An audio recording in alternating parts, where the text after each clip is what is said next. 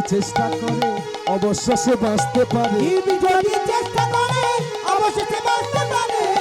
গানের ভাষা কি বলছে? আপনি যদি চেষ্টা করেন বাঁচতে পারবেন, আর অসৎ সঙ্গে মিশলে কি হবে? আপনি শেষ হয়ে যাবেন। গানের ভাষা তাই বলছে, জীব যদি চেষ্টা করে অবশ্য সে বাঁচতে পারে। জীব যদি চেষ্টা করে অবশ্যই সে বাঁচতে পারে। আর সবে মরে কারণ, আর সবে মরে কারণ, আর সবে মরে কারণ, আর সবে মরে কারণ। তাহলে এখানে বাঁচার জন্য আমাদের সাধু সঙ্গ করতে হবে। যাই হোক, তাহলে ভগবানকে কিছু দিতে হবে আর ভগবান আমাদের দেবে। দেখেন না বাবা, বাড়িতে মহাপ্রভু আপনাদের আসে, মহাপ্রভু এইভাবে হাত পেতে আসে না? হরে কৃষ্ণ, তাই না? তাই এখানে হাত পেতে আপনাদের কিছু চাইছে? বলছে না না, এই যে হাত, এই যে হাত। কি বলছে? বলছে আগে তোমরা আমার হও, আমি তোমাদের পরে হই। হরে কৃষ্ণ। হই হই হই হই হই হই হই হই হই হই হই হই হই হই হই। আগে তোমরা আমার হও, আমি পরে হই তোমাদের। আগে তোমরা আমার হও, পরে আমি তোমার হই। আগে তোমরা আমার হও, আমি তোমাদের পরে হই। তাহলে আগে আমাদের হতে হবে তো, আমাদের কিছু দিতে হবে তো। কে দিয়েছিল বলুন তো? দ্রৌপদী, তাই না? কি দিয়েছিল? যখন শিশুপালকে মারতে গিয়েছিল, সুদর্শন চক্র ছেড়েছিল না? একটু ভালো করে বলে দিই, খুবই পরিশ্রান্ত তো, তবু আমি চেষ্টা করছি তত্ত্ব এবং পর্যায় শেষ করার। বলছে শিশুপাল যখন জন্ম হয়েছিল, তার মা কি করেছিল? তার মা হচ্ছে দেখলো যে আমার শিশুপাল জন্ম হয়েছে 4টি হাত নিয়ে। দেখলেন না? শিশুপালের মা তখন মনে মনে ভাবছে, কি ভাবছে? কৃষ্ণ যখন জন্মগ্রহণ করেছিল তার ছিল 4টি হাত, আমার শিশুপাল জন্মগ্রহণ করেছে, এর 4টি হাত রয়েছে, তাহলে আমার ছেলে নারায়ণ হয়ে এলো না তো? হরে কৃষ্ণ। এবার কি করেছে? মায়েরা দেখবেন সন্তান যখন হয়ে থাকে, সন্তানকে নিয়ে গণক ঠাকুরের কাছে গিয়ে একটু গণনা করে থাকেন, একটু ভাগ্য গণনা করে থাকেন। শিশুপালের মা কি করেছে? শিশুপালকে কোলে নিয়ে গণক ঠাকুরের কাছে গেছে। গণক ঠাকুর যখন গণনা করে দেখলো, যে বলছে শোনো মা, তোমার ছেলে সব কিছু ভালো, কিন্তু ওই 4টি হাত রয়েছে না, ওই 4টি হাত যার কোলে দিলে দুটো খসে যাবে, তার হাতে ওর মরণ হবে। এমন সমস্যা যদি কোনো মায়ের থাকে, তাহলে সে মা কখনো স্থির থাকতে পারে? সন্তানকে কোলে নিয়ে রাজ্যের যত মানুষ রয়েছে তাদের কোলে তুলে দিচ্ছে। হরে কৃষ্ণ। এই দিদি, তুই আমার ছেলেটাকে ধর না, ভাই তুই আমার ছেলেটাকে ধর। এইভাবে সবাইকে দিয়েছে, বাকি রয়েছে কে? কৃষ্ণ বলরাম। হরে কৃষ্ণ। কৃষ্ণ বলরাম পথ দিয়ে যাচ্ছে, এমন সময় শিশুপালের মা বলছে, এই কৃষ্ণ এদিকে আয়, এদিকে আয় বাবা। কৃষ্ণ তো জানে শিশুপালকে কোলে নিলে ওর অবস্থা কি হবে। কৃষ্ণ দাঁড়িয়ে গেছে, শিশুপালের মা এগিয়ে গেছে, গিয়ে বলরামকে বলছে, এই বলরাম এদিকে আয়। ধর ধর ধর বাবা, আমার ছেলেটিকে ধর, ছোট্ট ভাই তো। যেই না কোলে দিয়েছে, কোনো সমস্যা নেই, বাকি রয়েছে কৃষ্ণ। বলছে তুই খুব হিংসুটি ছেলে, এদিকে আয় বাবা, এদিকে আয়। কৃষ্ণ বলছে পিসিমা নিতে লাগবে না, তুমি কেন আমায় দিচ্ছ? বলছে ধর না বাবা তুই আমার ছেলেটাকে। যেই না কোলে দিয়েছে, দুটো হাত খসে গেছে।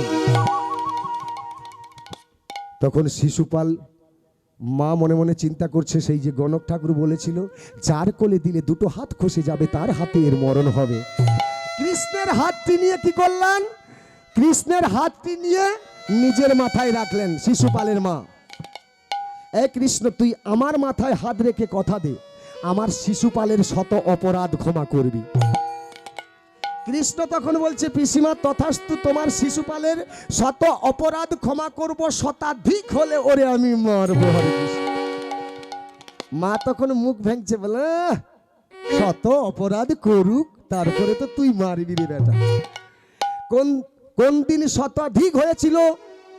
যেদিন যুধিষ্ঠির রাজসহযোগ্য করেছিল, যত রাজন্য ব্যক্তিকে নিমন্ত্রণ করেছিল সেখানে শিশুপাল ছিল। ভীষ্ম বলেছিল, কি বলেছিল? ভীষ্ম যুধিষ্ঠিরকে বলেছিল, যুধিষ্ঠির আজকের যে তুমি রাজসহযোগ্য করছো, তোমার এই যজ্ঞের মূলাধার কে? আপনারা যে এখানে যজ্ঞ করছেন, এই যজ্ঞের মূলাধার কে? ভগবান শ্রীকৃষ্ণ, তাই তো নাকি? হরে কৃষ্ণ।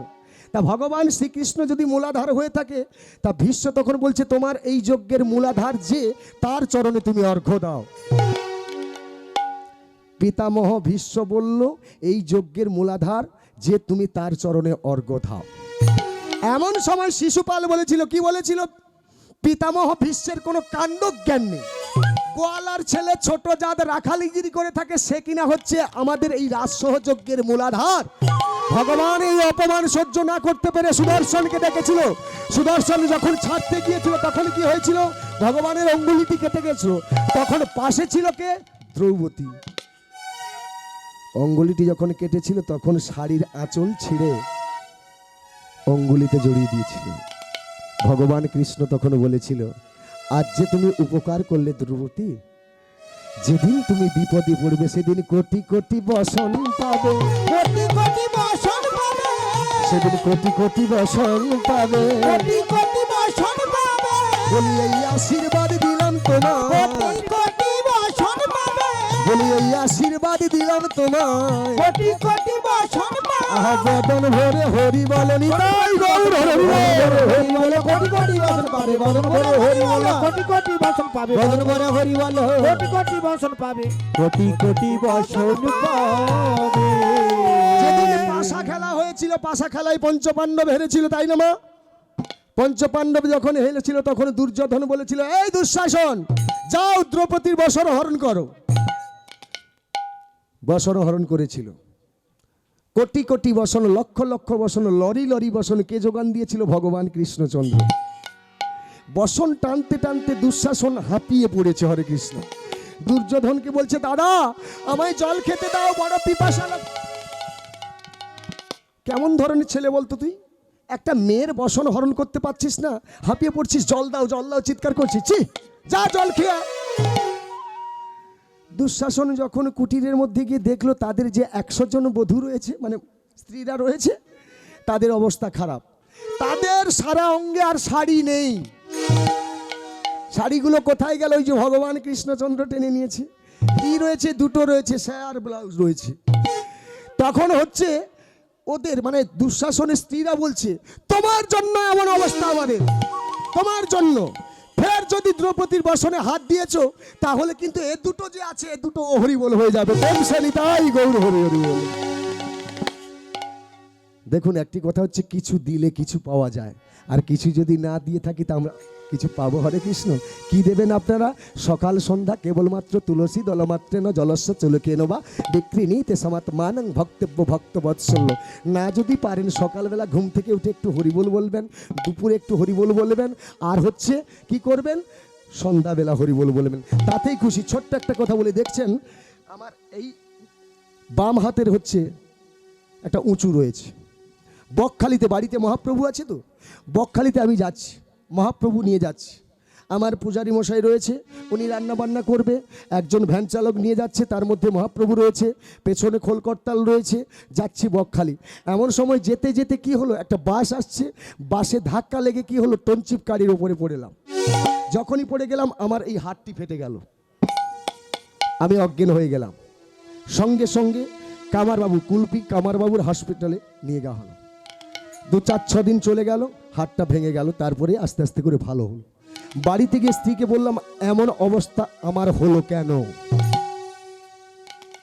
আমি তো মানুষকে জ্ঞান দিয়ে থাকি, যে হয় কৃষ্ণের দাস তার হয় সর্বনাশ, অন্তিমেতে মিলে গোবিন্দ চরণ। আমরা মানুষকে জ্ঞান দিয়ে থাকি। আপনারা যখন পথে বেরোবেন আপনাদের কাছে একটা গীতা থাকবে। গীতা থাকলে কখনো বিপদ হয় না।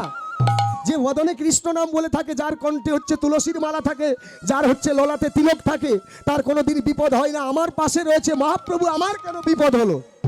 বলছে চলো তো, আমাদের ওখানে হচ্ছে একজন পণ্ডিত মশাই ব্রাহ্মণ ঠাকুর রয়েছে, আমরা বনবিহারী দাস, ওনার কাছে গেলাম। স্বামী স্ত্রী গিয়ে যখন দেখলাম, তা খুবই আমায় ভালোবাসে, কারণ আমার এই কীর্তন জগতে উনি আমায় খুব সম্মান করতে থাকে। বলছে, দেবগোপাল তুমি কেন এসেছো? আমি বলে, এসেছিলাম মহাপ্রভু যার সাথে রয়েছে তার কেন এমন বিপদ হলো। বলছে তোমার হাতখানা দেখি।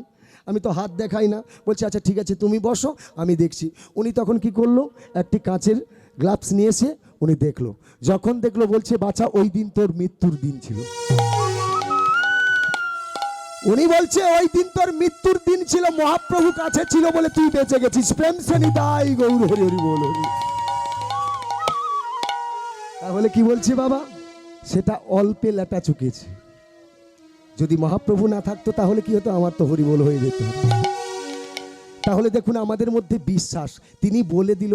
শুধু তাই নয়, একজন রাজামশাই কি করেছে, একজন রাজামশাই তার হচ্ছে শত্রু ছিল, কত না বাল্যকালের ছোট্ট বন্ধু হচ্ছে শত্রু, বড় হয়েছে দুজনে, সেই ছোট্ট বন্ধুটি হচ্ছে ওই রাজাটিকে কখনো মারবে তার এই চিন্তা।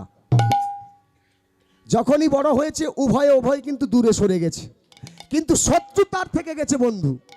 রাজা কি করে থাকে, সারাদিন রাজ্যের কাজে ব্যস্ত থাকে, সন্ধ্যার সময় কি করে থাকে, উনি হচ্ছে কিছু বসনভূষণ পরে শ্মশানে গিয়ে একটু শান্তিতে নাম গুণগান করে থাকে। কারণ শ্মশানে মুনি ঋষিরা বসে থাকে, শ্মশানে মুনি ঋষিরা বসে থাকে, তাই উনি শ্মশানে গিয়ে একটু নাম গুণগান করছে। বলছে সাধু সঙ্গ করলে নাকি কৃষ্ণ প্রেম প্রাপ্তি হয়, তাই হচ্ছে রাজা শ্মশানে গিয়ে বসে বসে একটু নাম করে।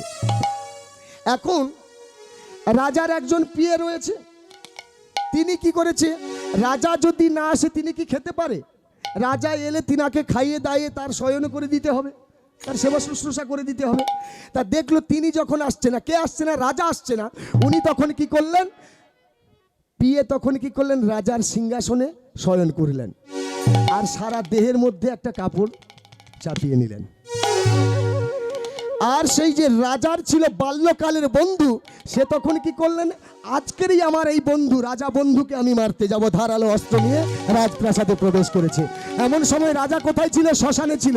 গিয়ে যখন দেখলো কাপড় ঢাকানো, নিশ্চয়ই আমার বন্ধু রাজা শুয়ে আছে, আজকের সুযোগ পেয়েছি যখন ওর মস্তকখানা কেটে দেবে, এই বলে ধারালো অস্ত্র দিয়ে সেই কাপড়ের ওপর থেকে যেই না মেরেছে, মস্তকখানা চলে গেছে। ঠিক এমন সময় রাজা কি করছে, শ্মশানে নাম গুণগান করে ফিরে আসছে, একটি কাঁটা চরণে বিঁধে গেল, সঙ্গে সঙ্গে রক্তপাত হলো। রাজা তখন ফিরে গেল কোথায়, শ্মশানে। শ্মশানে গিয়ে মুনিদের কাছে বলছে সাধু সঙ্গ করলে কৃষ্ণ প্রেম প্রাপ্তি হয়, তার মৃত্যুকে জয় করা যায়, এমনকি অঘটন কোনো হয় না। আপনাদের সঙ্গে সাধু সঙ্গ করলাম, অথচ আমার চরণে কাঁটা বিঁধলো আর সেই কাঁটা থেকে রক্তপাত হলো, কেন এমন হলো? বলছে শোনো, আজকের তোমার মৃত্যুর দিন রয়েছে, এই মৃত্যুর দিন থেকে তোমার হচ্ছে অল্পে তোমার লেটা চুকেছে, তোমার মৃত্যুটা কোথায় গেছে সেটা তুমি বাড়িতে গেলে বুঝতে পারবে। রাজা যখন বাড়িতে গিয়ে দেখলো যে তার পিয়ে হচ্ছে মস্তক ছেদন হয়ে গেছে, রাজা সেখানে দাঁড়িয়ে দাঁড়িয়ে দেখছে, হে ভগবান জগদীশ্বর পতিত পাবন, তুমি কারে হাসাও কারে কাঁদাও তা চেনা বড় দায়, জয় রাধে। তা যাই হোক, তত্ত্ব বাবা বাড়ালে সারা রাত চলবে, 7 দিনও চলবে, 7 মাসও চলবে, পর্যায় তো শেষ করতে হবে। এদিকে বলছে কি, ভগবান কৃষ্ণচন্দ্র ঘণ্টা নিয়ে দাঁড়িয়ে থাকলেন। কুরুক্ষেত্রের মাঠে সারাদিন যুদ্ধ হলো, সন্ধ্যার সময় কি হলো, 100 সন্তানকে হারিয়েছে মাতা গান্ধারী, তাই না? এবার বলুন, একটি ছেলে মারা গেলে সেই মা হচ্ছে বুকে বেদনা নিয়ে সারা জীবন হচ্ছে অন্ধের সম বেঁচে থাকে। যে মায়ের 100 সন্তান মারা গেছে তার কি বাঁচা মরা সমান বাবা, তাই না? বাঁচা মরাই সমান। কুরুক্ষেত্রের মাঠে আধার রাতে মশাল হাতে দুর্যোধন কোথা রে,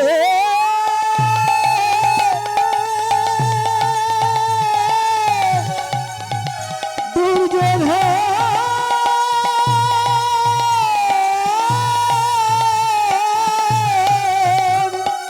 ওরে আমার আধার ঘরের মানিকে,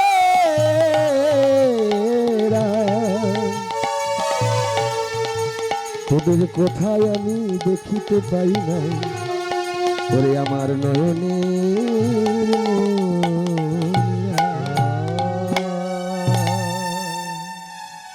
গান্ধারীর নয়নে কি ছিল মা?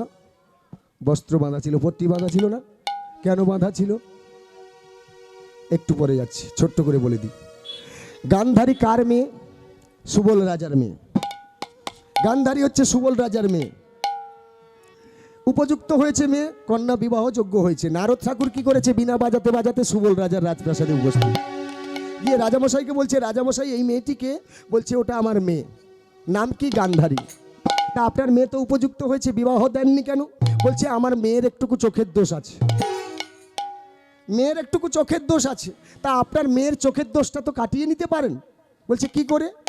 চোখের দোষটা কি না, চোখের দোষ এটাই, আস্তে, চোখের দোষ এটাই যে আমার মেয়েকে যখন বিবাহ দেব, ওই যখন শুভ দৃষ্টি করবে, শুভ দৃষ্টিতে স্বামী মারা যাবে, এটাই হচ্ছে চোখের দোষ।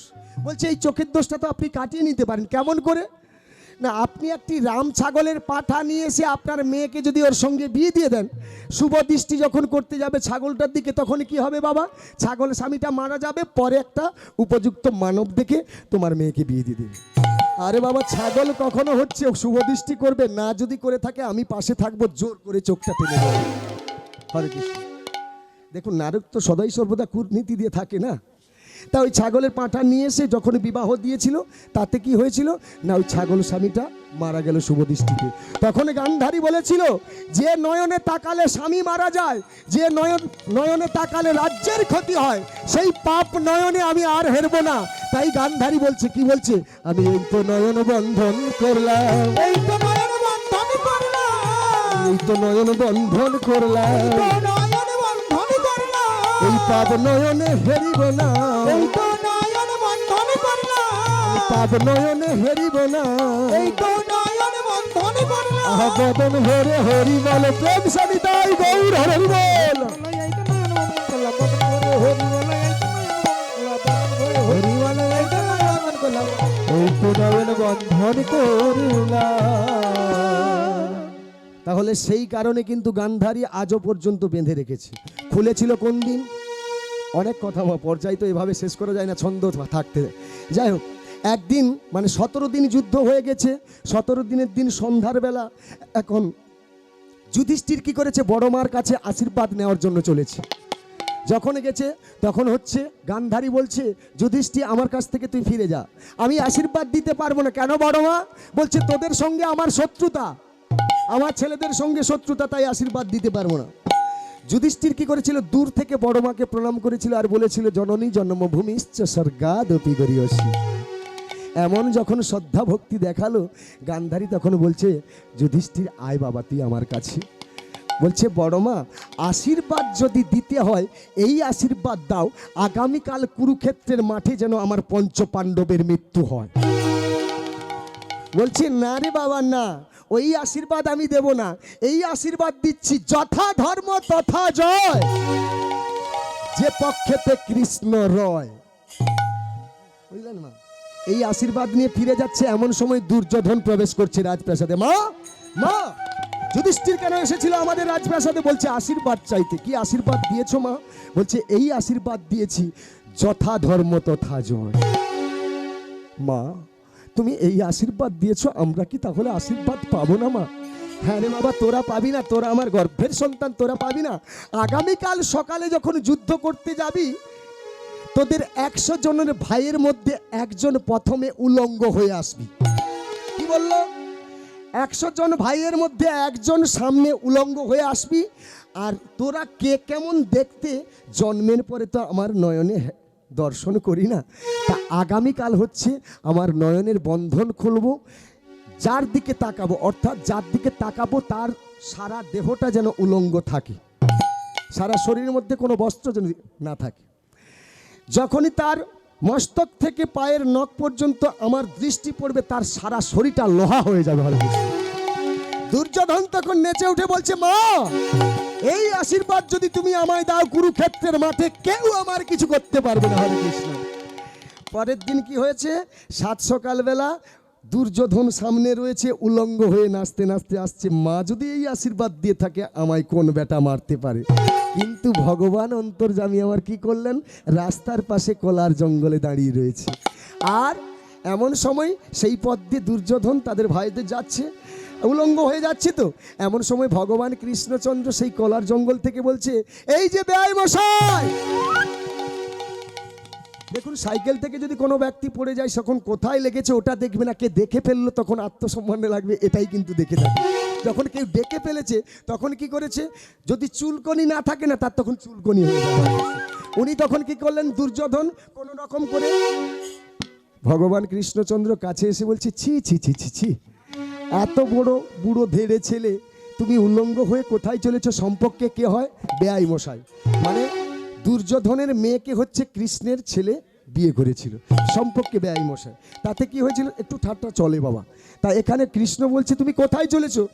দুর্যোধন বলছে, শোনো, মানে আমার মা বলেছিল সকালে হচ্ছে নয়নের বন্ধন খুলবে, তাই যার দিকে তাকাবে তার দেহখানা হচ্ছে লোহা হয়ে যাবে, তবে উলঙ্গ উলঙ্গ হয়ে যেতে হবে। সেই জন্য ছি ছি ছি ছি ছি, এত বড় বুড়ো ধেরে ছেলে মায়ের কাছে কিনা তুমি যাচ্ছ উলঙ্গ হয়ে। আপাতত এইটুকু ঢাকা দাও হরে কৃষ্ণ, এভাবে যেও না, এইটুকু ঢাকা দাও। বলছে এখানে তো কোনো বস্ত্র নেই, না পেলে আপাতত কলার পাতা কেটে ঢাকা দাও হরে কৃষ্ণ। সেই কলার পাতা ঢাকা দিয়ে কি করেছে, মায়ের কাছে গেছে। যখনই মায়ের কাছে গেছে, মা তখন বলছে তোরা এসেছিস বাবা? হ্যাঁ মা এসেছি। মা যখন নয়ন বন্ধন খুললো, মস্তক থেকে যখন কোটিদেশ পর্যন্ত এসেছে, এটা লোহা হয়ে গেল। তারপরে কি হলো মা, কলার পাতা ঢাকা রয়েছে, এটা হলো না। তারপরে কি হলো, হাঁটুর নিচটা হলো। কিছুক্ষণ পরে মা তখন বলছে খোকারে তুই বড্ড বোকারে, কেন তোর সব কিছু পাকা হলো, এইটুকু তোর কাঁচা রইল, এইটুকু তোর কাঁচা রইল, ওরে খোকা বড্ড বোকা, বলি ওরে খোকা বড্ড বোকা, আহা বদন ভরে হরিবালা নিতাই গৌর, এইটুকু তোর কাঁচা রইল, এইটুকু তোর কাঁচা রইল, বদন ভরে হরিবালা, এইটুকু তোর কাঁচা রইল, এইটুকু তোর কাঁচা রইল। দেখুন একটি কথা হচ্ছে কি, কিছুক্ষণ আগে বলেছিলাম, তাহলে না হলে ভীম গদা যুদ্ধে মারবে কি করে উরুদেশে, তাই না? গদা যুদ্ধে মেরেছিল না? যাই হোক, কুরুক্ষেত্রের যুদ্ধ যখন হয়েছিল, দুর্যোধন হচ্ছে ভীষ্মকে বলছে, পিতামহ ভীষ্মকে কি বলছে, ঠাকুরদা তুমি কেমন সেনাপতিত্ব করছো, ওদের সৈন্যরা অর্থাৎ পাণ্ডবের সৈন্যরা বেঁচে যাচ্ছে আর আমাদের সৈন্যরা মরে সব শেষ হয়ে যাচ্ছে।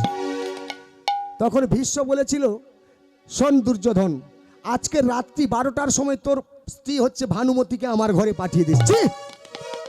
তুমি আনম্যারিড বুড়ো আর আমার হচ্ছে সুন্দরী স্ত্রী রাত্রি 12টার সময় তোমার ঘরে যাবে?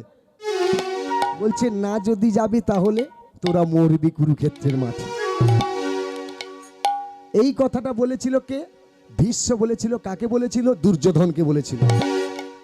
কেউ তো আর জানে না, কিন্তু অন্তর্যামী ভগবান জানতে পেরেছে। কি শুনেছে?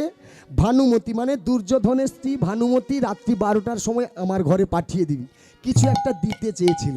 ভগবান কৃষ্ণচন্দ্র শুনতে পেয়ে কি করেছে? অন্তর্যামী ভগবান দ্রৌপদীর কাছে চলেছে। দ্রৌপদীর কাছে গিয়ে বলছে, দ্রৌপদী বেরিয়ে পড়ো। কোথায়?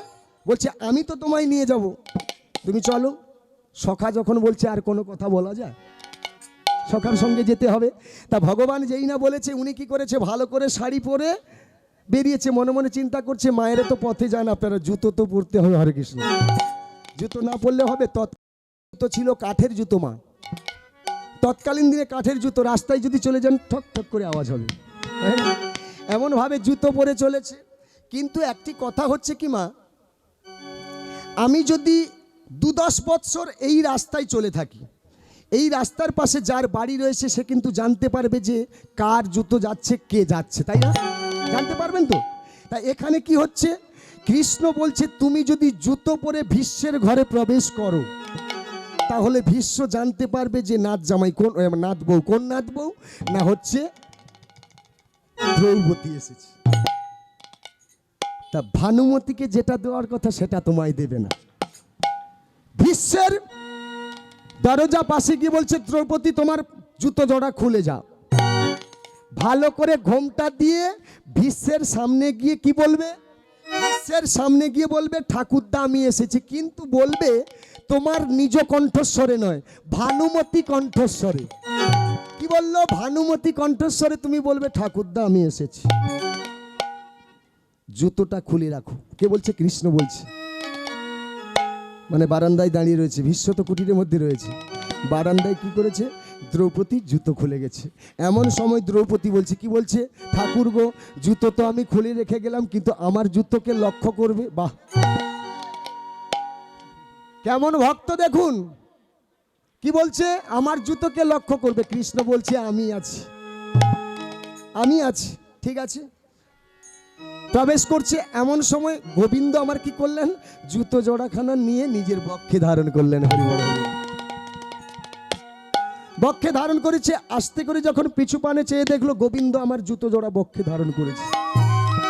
দ্রৌপদী তখন বলছে, ছি ছি ছি ছি, ঠাকুর এ তুমি কি করলে? আমার জুতো জোড়া লক্ষ্য করতে বলেছি, তা বলে এই নয় তোমায় হাতে তুলতে বলেছি। বলছে শোনো ভক্ত মোর মাতা পিতা, ভক্ত মোর গুরু, ভক্তরা রেখেছে নাম বাঞ্ছা কল্পতরু। তুমি ভক্তের কাঙাল বা বাবা। আচ্ছা দ্রৌপদী, তুমি তো বলে থাকো যে দেহ তনু মনে জীবন যৌবন সব যদি কৃষ্ণকে দিয়ে দিই, তাহলে তার পায়ের জুতোর দায়িত্ব কার? কি মা, আপনাদের যখন বিয়ে দিয়েছিল স্বামীর হাতে তুলে দিয়েছিল, তাহলে দায়িত্বটা কার? যদি আপনার কোনো ব্যাধি হয়ে থাকে, আপনাকে স্নান করাতে হবে, আপনার পা ধুইয়ে দিতে হবে, সে স্বামী ধোয়াবে তো নাকি? তাই এখানে কি বলছে? এখানে দ্রৌপদী বলছে কি, যে দেহ তনু মনে জীবন যৌবন সব যদি কৃষ্ণকে দিয়ে দিই, জুতোর দায়িত্ব কার?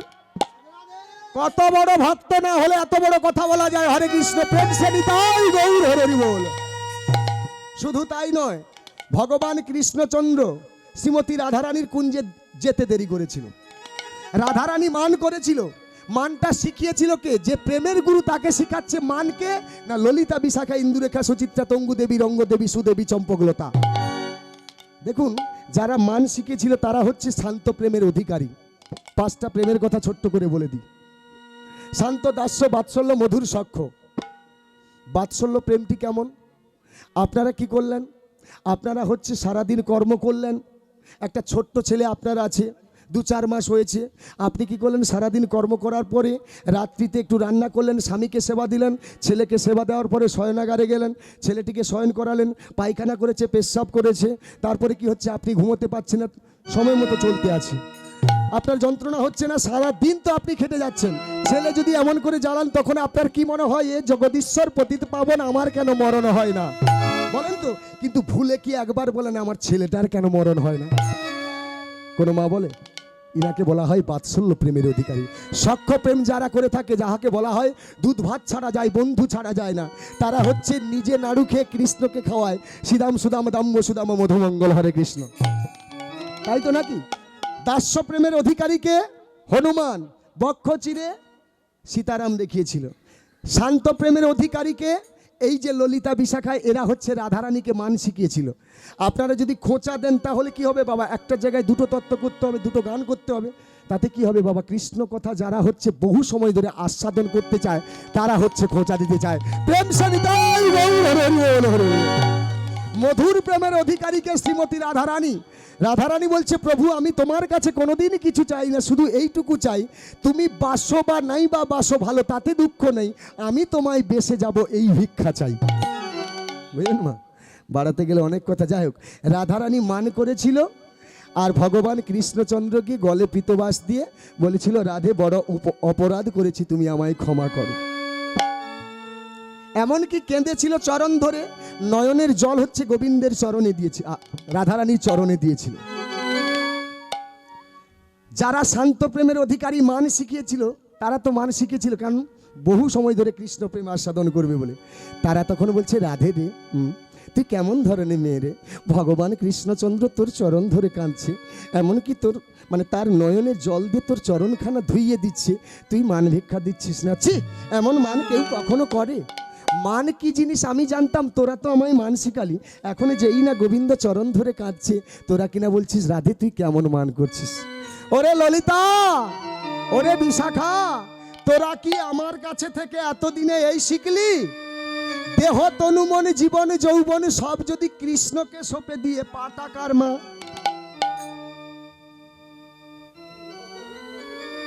আমি টোটাল দেহটা যদি গোবিন্দকে দিয়ে দিয়ে পাটা কার? তাই রাধারানী বোঝাচ্ছে, ললিতা রে, যার পাশে ধরে আছে রে, যার পাশে ধরে আছে, যার পাশে ধরে আছে রে, যার পাশে ধরে আছে। ভাষাগুলো শুনবেন, যার পাশে ধরে আছে রে, আবার যার পাশে ধরে আছে, যার পাশে ধরে আছে রে, যার পাশে ধরে আছে।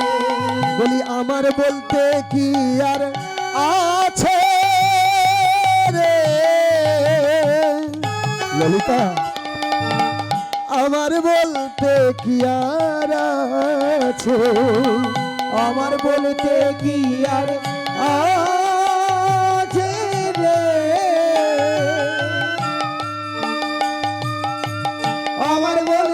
কি আর আছে ললিতা যার পাশে ধরে আছে রে, যার পাশে ধরে আছে, যার পাশে ধরে আছে রে, যার পাশে ধরে আছে। অর্থ কিন্তু দুটো হচ্ছে মা। দেখুন রাধারানী বোঝাচ্ছে কি, যার পাশে ধরে আছে। ধনীর সঙ্গ করে যারা ইহ জগতে ধনী তারা, তাই না বাবা?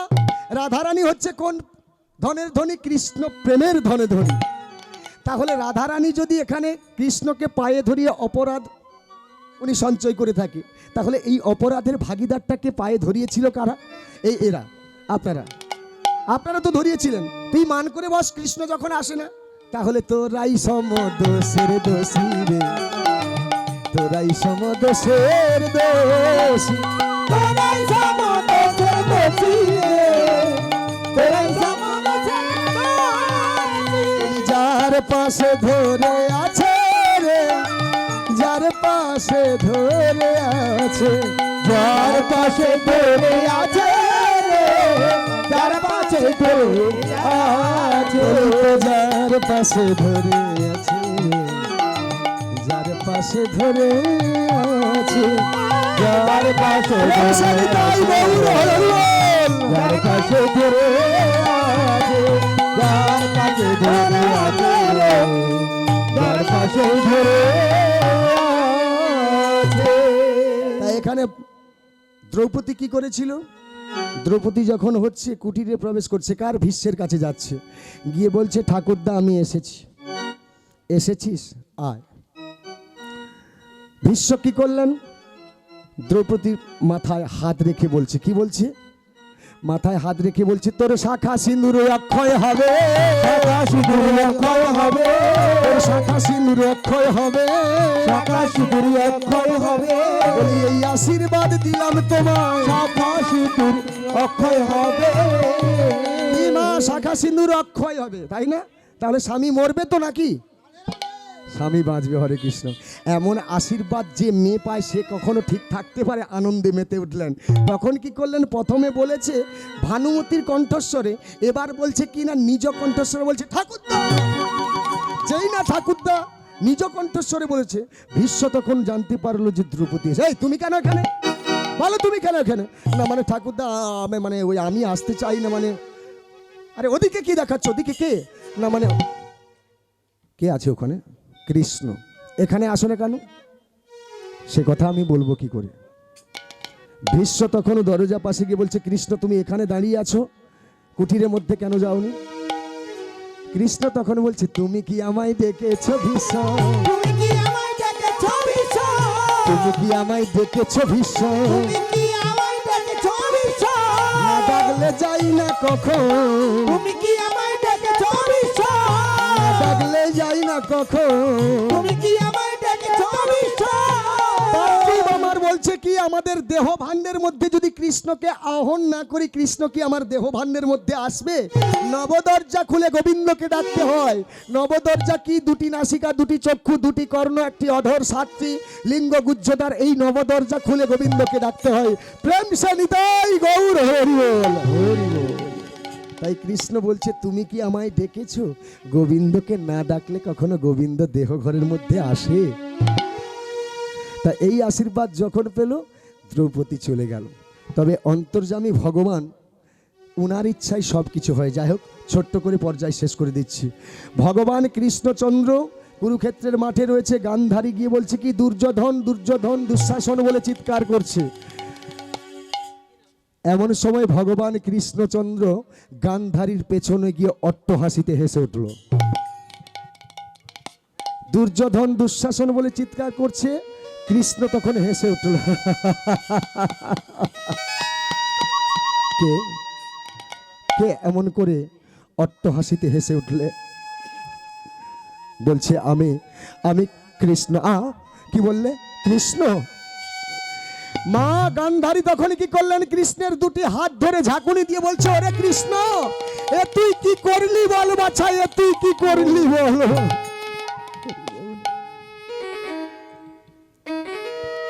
বলছে পিসিমা না, ওই পিসিমা শব্দটি উচ্চারণ করবি না। বলি এই কি রে তোর উচিত হলো, এই কি রে তোর উচিত হলো, শোন বলি রে ও কৃষ্ণ ধন, শোন বলি রে ও কৃষ্ণ ধন, আহাদন হরে হরি বল প্রেম সাগরে উচিত হলো, এই কি রে তোর উচিত হলো, এই কি রে তোর উচিত হলো, এই কি রে তোর উচিত হলো।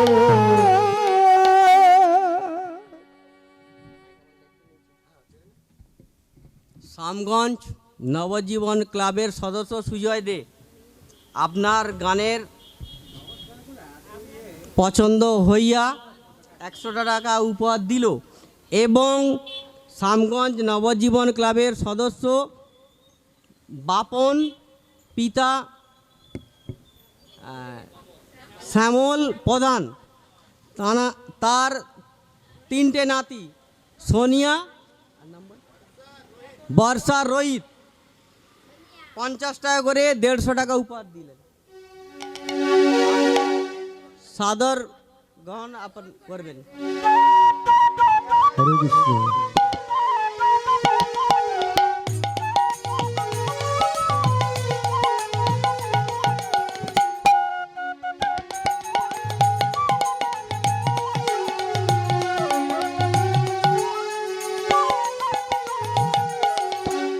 জরিতাই কোথায় ছেড়েছি মা, মনে আছে তো? মনে আছে তো? আমার না থাকতে পারে টাকা যস্য বলং তস্য, টাকার মোহে পড়ে গেলে না না বাবা মনে আছে। এমন সময় কৃষ্ণের হাত ধরে ঝাঁকুনি দিয়ে গান্ধারী বলছে এই কি রে তোর উচিত হলো, বলি সন্ধ্যে বলি ও কৃষ্ণ ধন, বলি রে ও কৃষ্ণ ধন।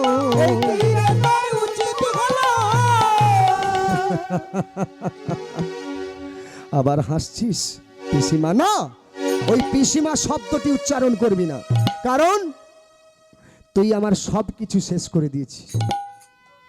আমি তোমার কি শেষ করে দিয়েছি পিসিমা? যে যার কর্মে সে যার মরে, আমার নামে দোহাই দিয়ে মরে। হরে কৃষ্ণ। শোন কৃষ্ণ, তাহলে আমি কয়েকটি প্রশ্ন করছি, আমার প্রশ্নের উত্তর দে। বলো পিসিমা, তোমার প্রশ্নের উত্তর দেওয়ার জন্য আমি প্রস্তুত। বলছি আমি পুত্র শোকে কাঁদছি। যে মায়ের সন্তান মারা যায় তাদের প্রতিবেশীর কর্তব্য কি?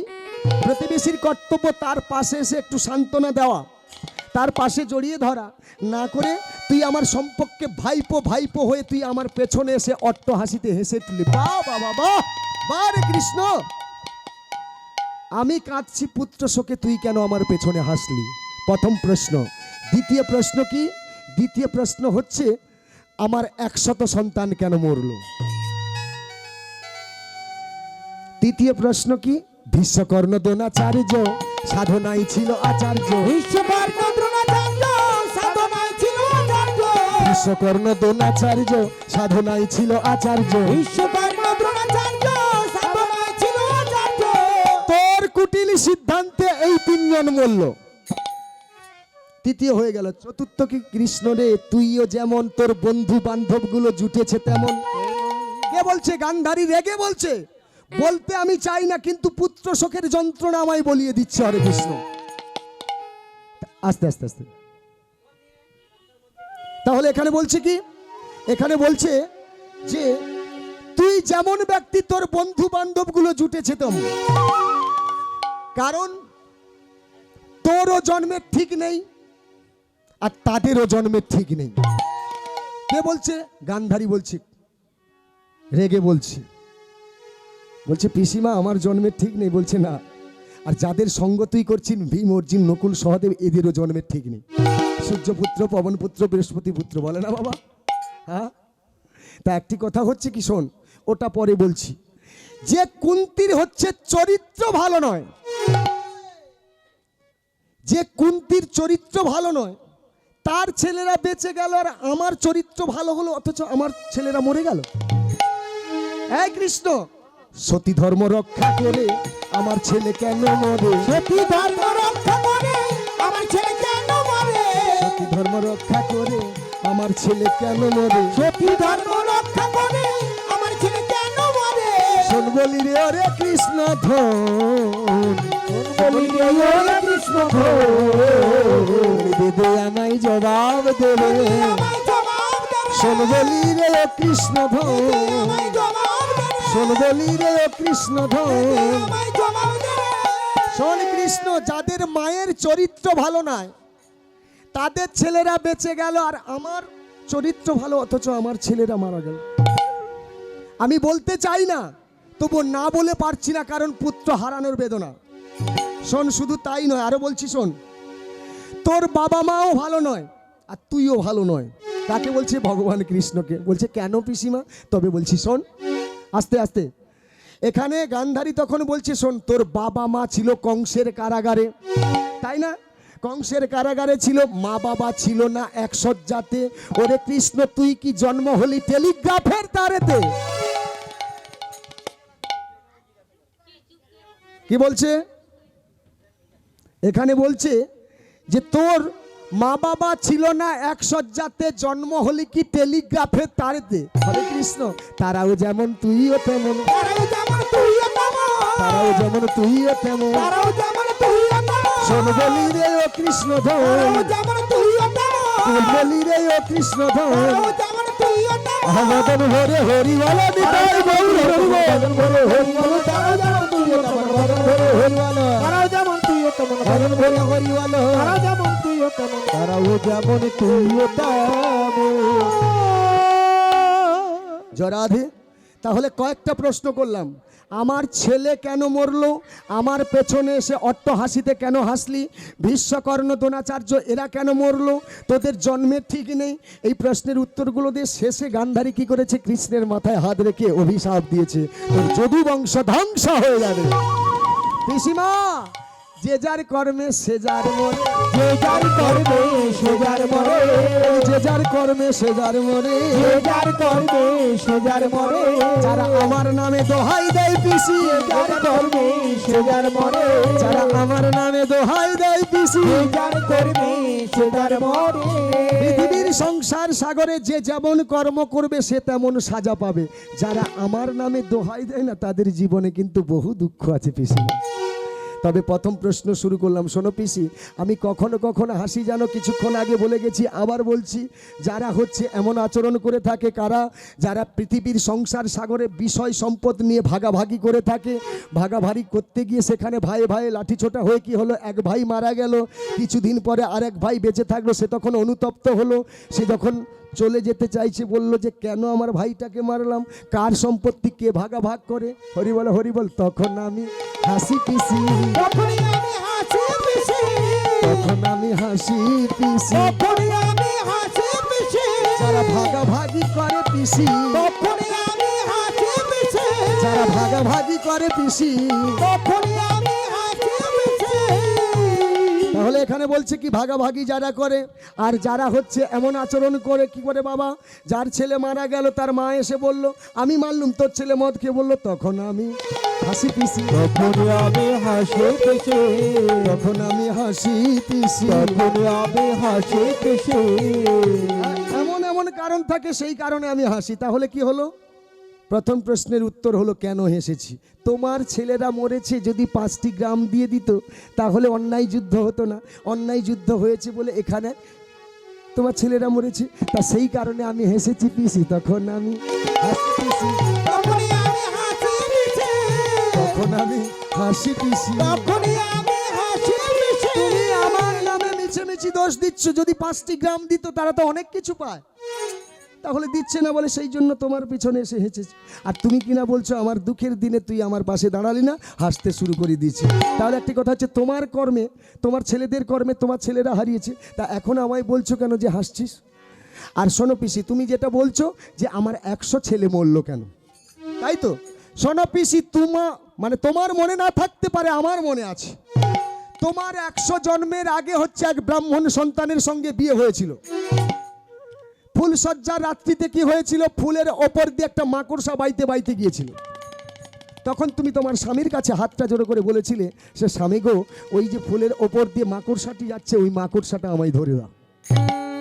তোমার স্বামী কিন্তু দিতে চাইছিল না, তখন তুমি জোর করে বলেছিলে।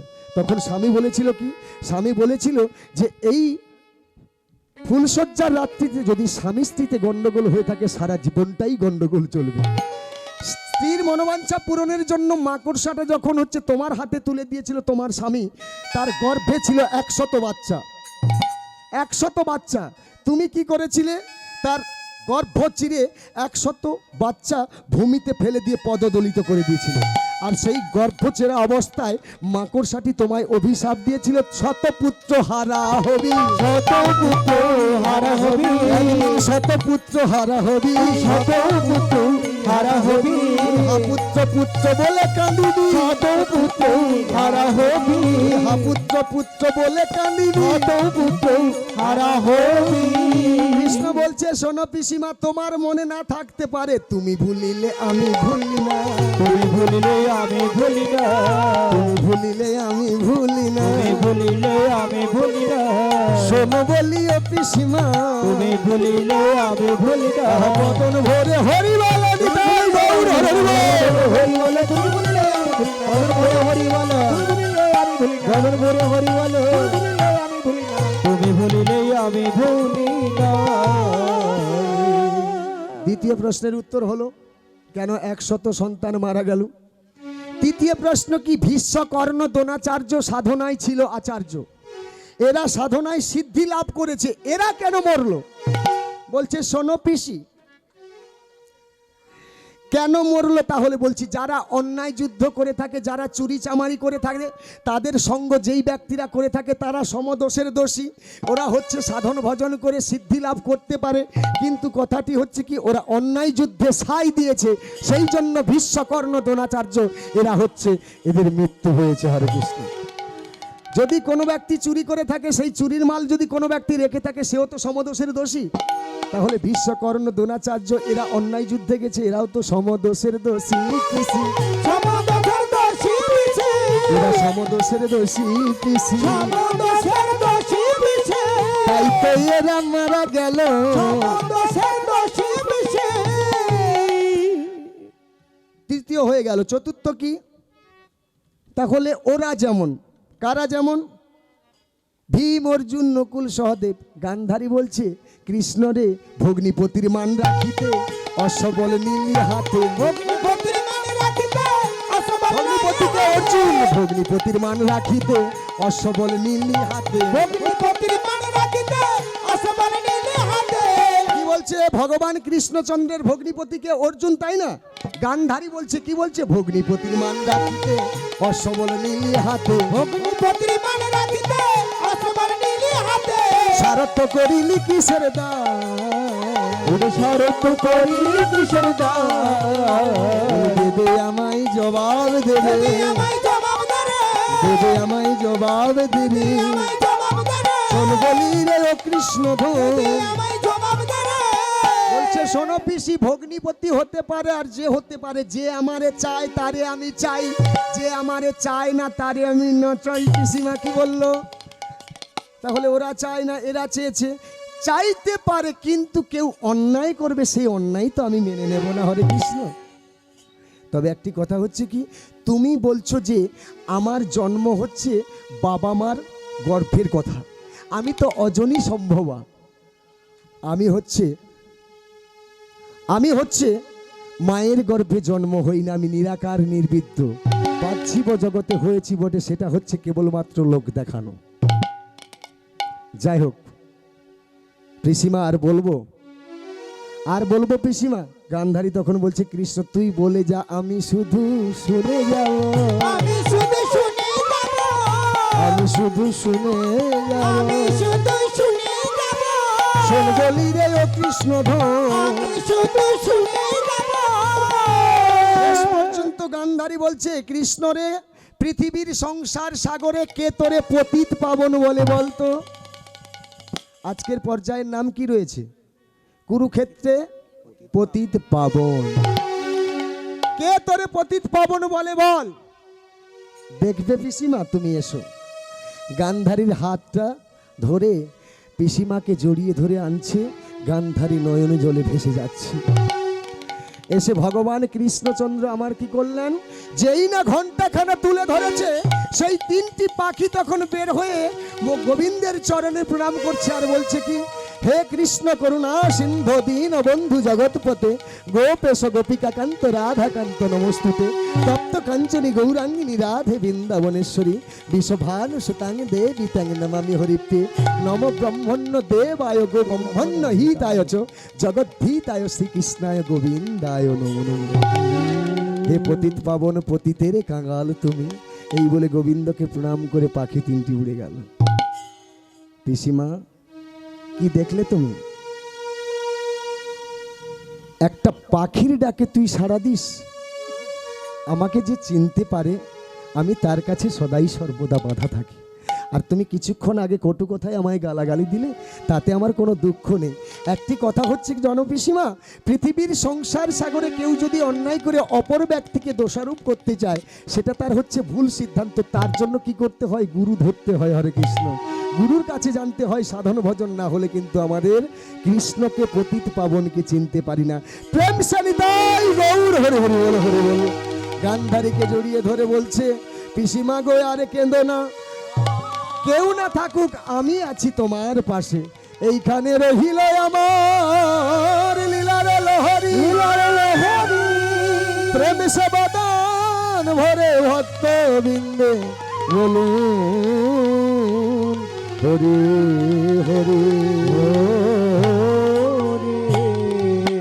বদন ভরে বল না সবাই রাধা গোবিন্দের নাম, বদন ভরে বল না সবাই রাধা গোবিন্দের নাম, রাধা গোবিন্দের নাম রে কেন সোনার নাম, রাধা গোবিন্দের নাম রে কেন সোনার নাম, রাধা গোবিন্দের নাম রে কেন সোনার নাম, রাধা গোবিন্দের নাম রে কেন সোনার নাম, বদন ভরে বল না সবাই রাধা গোবিন্দের নাম, বদন ভরে বল না সবাই রাধা গোবিন্দের নাম, বদন ভরে বল না সবাই রাধা গোবিন্দের নাম, হাসিতে খেলিতে নাচিতে গাহিতে রাধা গোবিন্দের নাম, হাসিতে খেলিতে নাচিতে গাইতে রাধা গোবিন্দের নাম, বদন ভরে বল না সবাই রাধা গোবিন্দের নাম, বদন ভরে বল না সবাই রাধা গোবিন্দের নাম, জয় রাধে রাধা গোবিন্দ বল, জয় রাধে রাধা গোবিন্দ গোবিন্দ বল, রাধে রাধা গোবিন্দ বল। আজকের আসরে গান আজকে আসরে এটি আমার শেষ গান, আজকে আসরে এটি আমার শেষ গান, আমি ভক্তদের জানাই প্রণাম, বাবা মাকে জানাই প্রণাম, এটি আমার শেষ গান। আজকের আসরে এটি আমার শেষ গান, আজকে আসরে এটি আমার শেষ গান, আজকে আসরে এটি আমার শেষ গান, রাধা কৃষ্ণের কৃপায় দেশে দেশে, রাধা কৃষ্ণের কৃপায় দেশে দেশে, রাধা কৃষ্ণের কৃপায় দেশে দেশে, রাধা কৃষ্ণের কৃপায় দেশে দেশে, রাধা কৃষ্ণের গান গাই,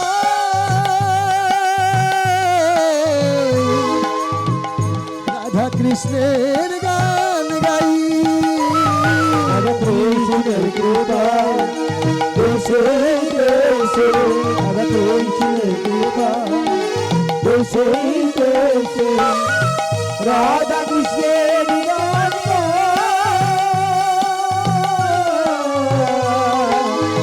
রাধা কৃষ্ণের সবার কাছে বিদায় নিয়ে সবার কাছে বিদায় নিয়ে সবার কাছে বিদায় নিয়ে সবার কাছে বিদায় নিয়ে শেষ করি মোর গান এটি আমার শেষ গান আজকের আসরে এটি আমার শেষ গান আজকে এটি আমার শেষ গান আজকে এটি আমার শেষ গান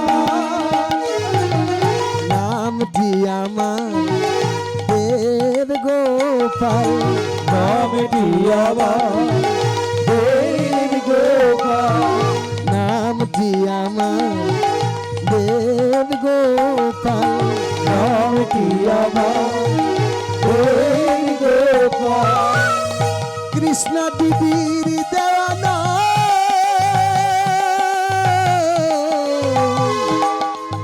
কৃষ্ণ দিদির দেওয়ানা নামটি আমার দেব গোপাল নামটি আমার দেব গোপাল কৃষ্ণ দিদির দেওয়ানা